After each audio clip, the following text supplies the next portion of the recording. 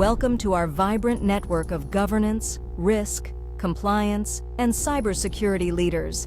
We share cutting-edge insights, best practices, and innovative strategies to empower professionals in navigating the dynamic cyber threat landscape. Join Circolo de CISO to ignite resilience and data protection across industries. Hello all, welcome again for another episode on offensive security, and this time around we'll be delving in depth the role and importance of ethical hacking. And to have this conversation, I have with me Chathura. And Chathura, jumping straight in.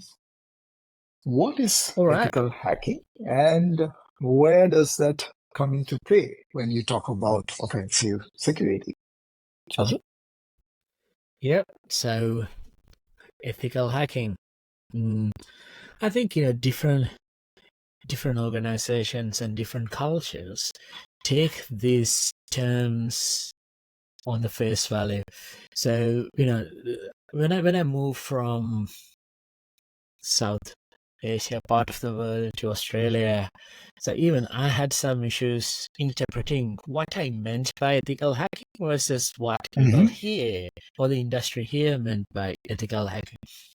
In a universal description, ethical hacking has it's like a huge universal set to cover a lot of different technical concepts, right? So we will be dwelling deeper into the different terminologies in the upcoming conversations, but in a grand scheme of things, ethical hacking is pretty much you try to break into somebody's network, somebody's applications, or even trying to social engineer people with the right level of authorization and then right level of consent. So that's pretty much the definition. Right.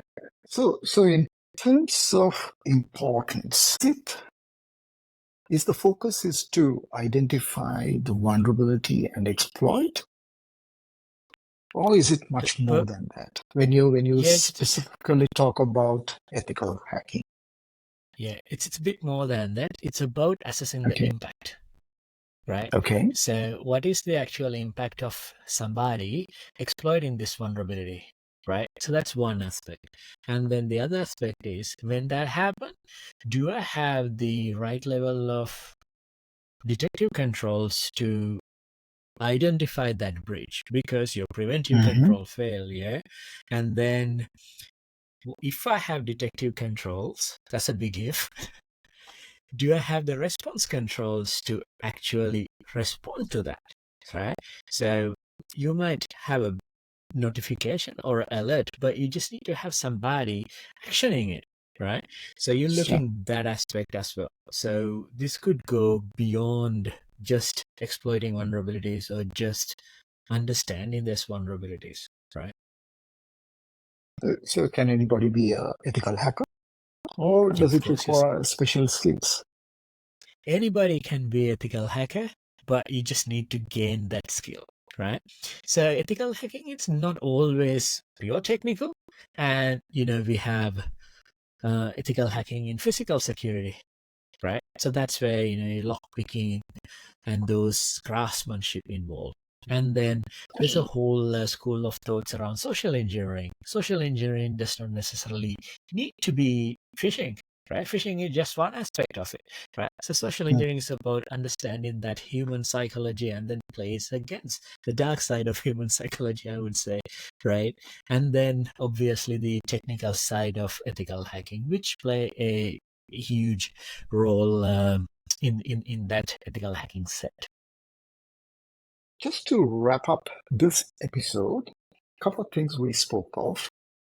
We are talking about gaining that expert skills, and of course, bringing in the ethical behavior to be an ethical hacker.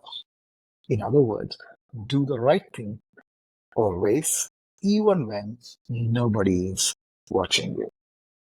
Right? So in the upcoming episode, Chathura, let's talk about the penetration testing, and let's also see whether we could actually have a conversation around the red teaming and probably bring in a little bit of visibility in terms of where that fine line is between penetration testing and red teaming.